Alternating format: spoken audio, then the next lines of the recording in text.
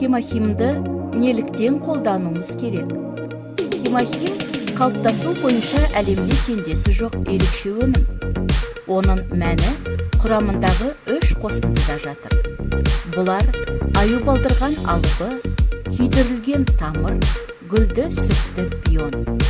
Ертеде аталған қосындылардың тотығуына байланысты бұл 3 өнімді біріктіру мүмкін емес еді.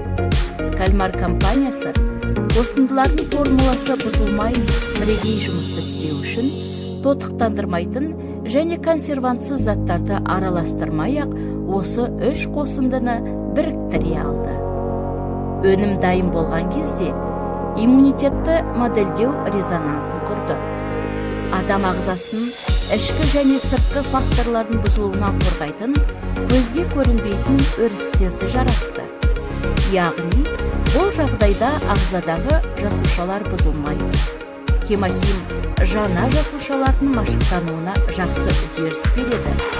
Адам ағзасын толығымен қорғайды. Өнім Кореяның заңнамасымен көпшіліктің қолданысына шығарылды.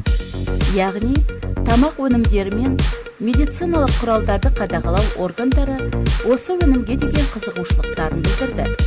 Адамды белгілі бір жақсы күйге түсіретін, зиянды факторлардың әсері мен барлық жойғыш үдерістерден қорғайтын осы өнім оларды таң қалдырды.